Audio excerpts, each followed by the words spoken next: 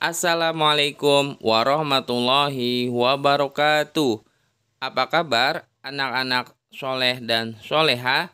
Semoga selalu dalam keadaan sehat walafiat. Amin.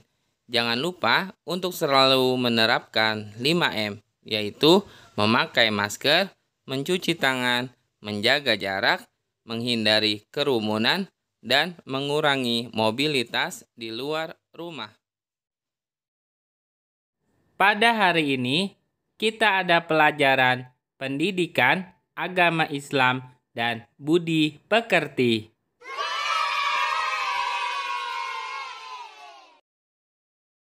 Sebelum kita memulai pelajaran, marilah sama-sama kita mengangkat kedua tangan kita dan membaca doa sebelum belajar.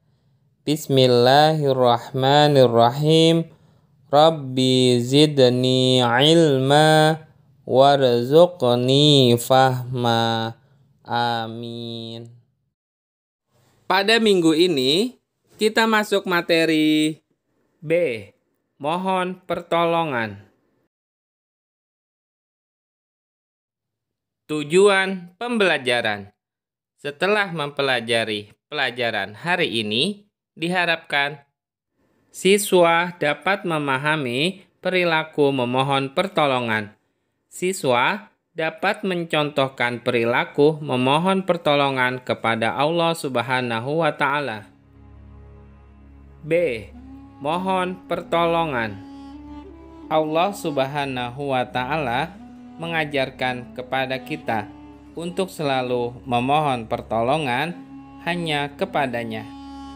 Allah Subhanahu wa Ta'ala adalah Tuhan yang telah menciptakan kita dan yang memberi rizki kepada kita. Oleh karena itu, Allah Subhanahu wa Ta'ala satu-satunya tempat tujuan beribadah dan tempat memohon pertolongan. Allah Subhanahu wa Ta'ala telah berfirman dalam Quran surat Al-Fatihah ayat 5. A'udzu billahi minasyaitonir rajim. Bismillahirrahmanirrahim. Iyyaka na'budu wa iyyaka nasta'in. Artinya, hanya kepada Engkaulah kami menyembah dan hanya kepada Engkaulah kami mohon pertolongan.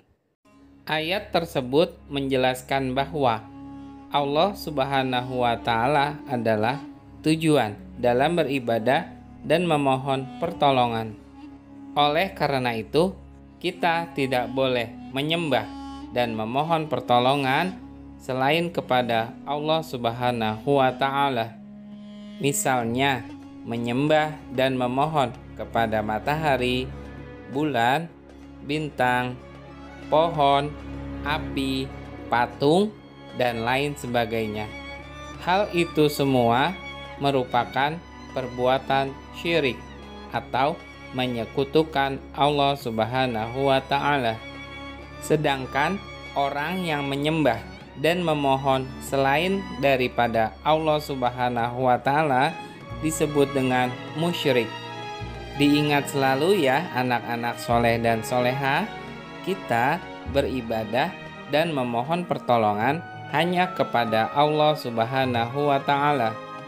Manusia adalah makhluk yang sangat lemah di hadapan Allah Subhanahu wa Ta'ala, sehingga sangat diperlukan untuk memohon bantuan dan memohon pertolongan hanya kepada Allah Subhanahu wa Ta'ala. Lalu, bagaimana cara kita untuk mendapatkan pertolongan Allah Subhanahu wa Ta'ala? Caranya adalah dengan berdoa kepada Allah Subhanahu wa Ta'ala. Berdoa dilakukan setiap hari, di waktu sempit maupun luang, di waktu sehat maupun sakit, di waktu senang maupun susah. Kita berdoa kepada Allah Subhanahu wa Ta'ala memiliki keutamaan berdoa. Di antaranya adalah 1. Allah Subhanahu wa Ta'ala selalu menyertai kita. 2. Mendekatkan diri kepada Allah Subhanahu wa Ta'ala. Anak-anak soleh dan solehah, ada yang tahu waktu mustajab untuk berdoa? Waktu yang mustajab atau waktu yang tepat untuk berdoa diantaranya adalah sebagai berikut. 1.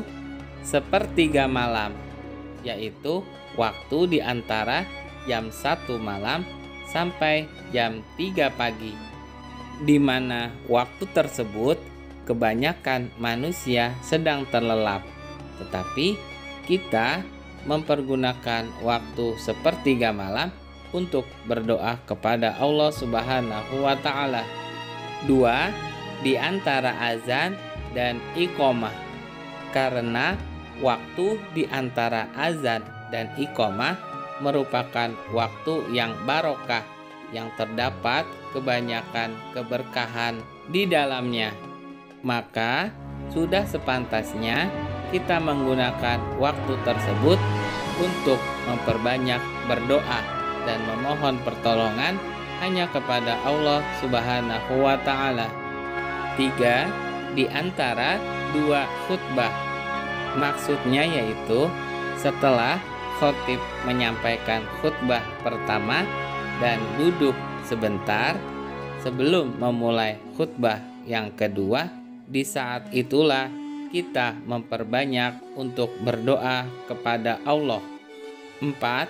Sesudah selesai sholat fardu, jika kita sudah selesai melaksanakan sholat fardu, maka kita disunahkan untuk berzikir dan berdoa kepada Allah Subhanahu wa Ta'ala. Jangan sampai setelah kita melaksanakan sholat fardu, kita tidak berdoa kepada Allah Subhanahu wa Ta'ala.